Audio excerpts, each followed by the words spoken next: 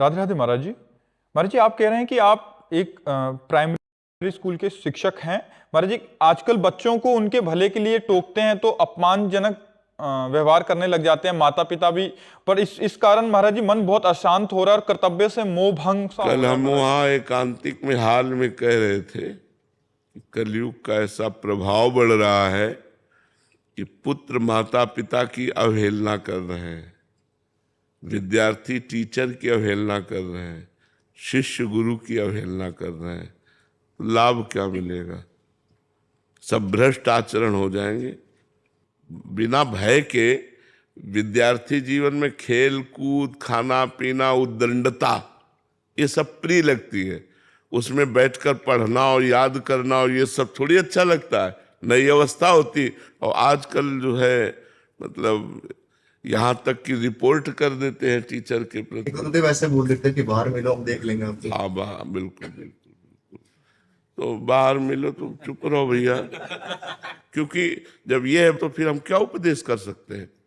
मान लो हमारा अपनापन आपसे है, आप हमारे शिष्य हो, आप हमारे मतलब शिक्षा ग्रहण करने आए हो।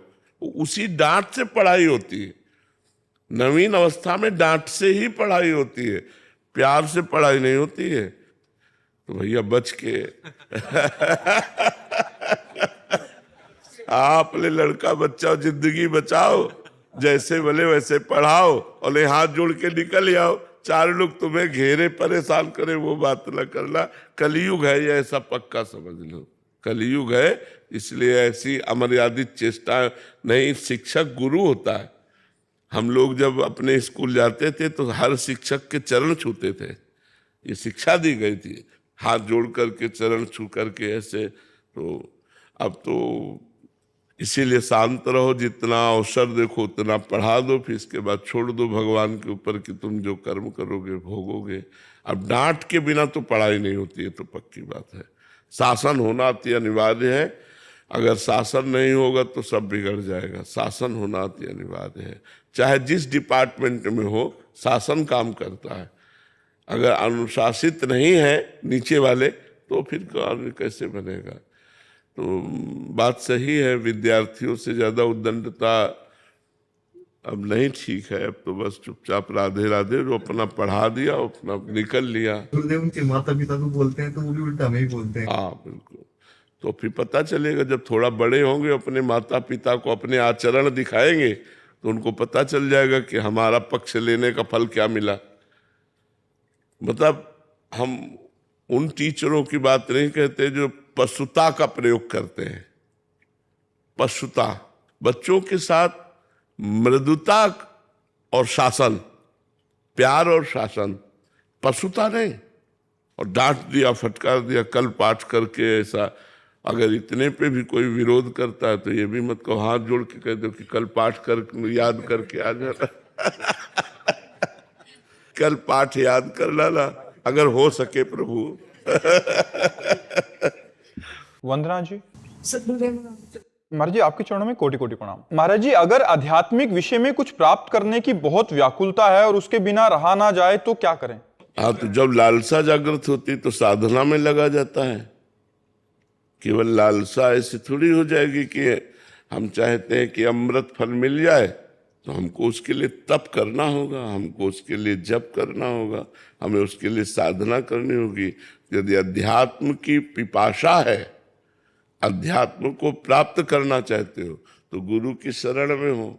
और जो साधना गुरु जी ने बताई, वाणी जी का पाठ, नाम जप, मंत्र जप, ठाकुर सेवा, सत्संग, ये अगर आप करेंगे तो अध्यात्म को प्राप्त हो जाएंगे। हाँ, और निरंतर और पापाचरण को रोक करके, गलत आचरण न होने पावे।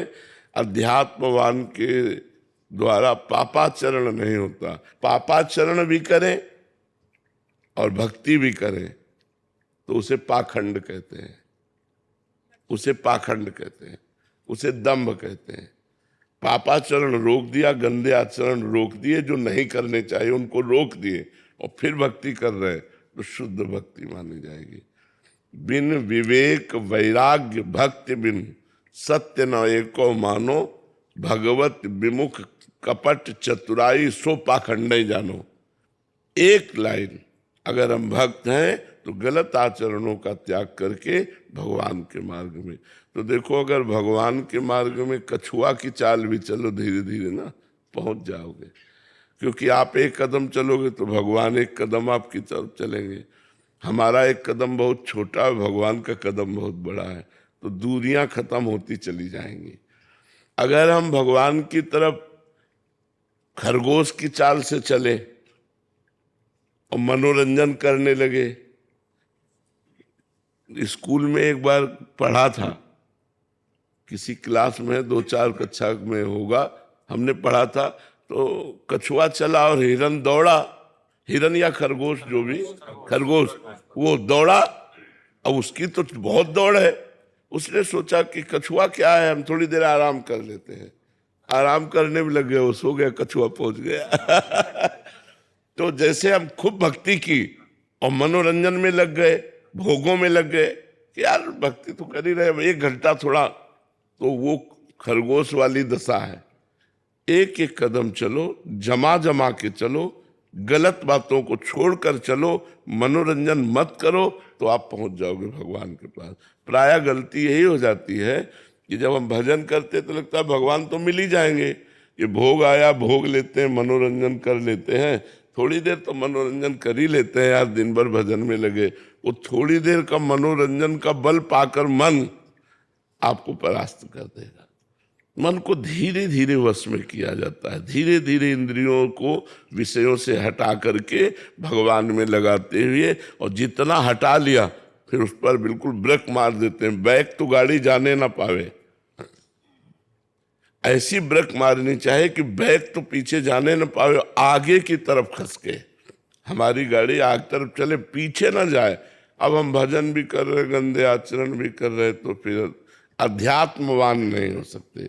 अध्यात्मवान का मतलब ही होता है परम पवित्र विचार, परम पवित्र आचरण, परम पवित्र भोजन, परम पवित्र उसकी क्रियाएं, तभी अध्यात्मवान होगा ना।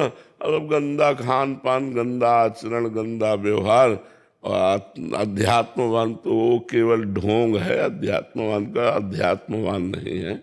इसलिए शास्त्र स्वाध्याय करो, संतों का संग करो, ठाकुर जी विराजमान कर लो घर में, हाँ उनकी सेवा करो और खूब नाम जप करो। इसी से अध्यात्म पिपासा जो बढ़ेगी ना, वो शुद्ध ज्ञान हो जाएगा और उसकी शांति हो जाएगी।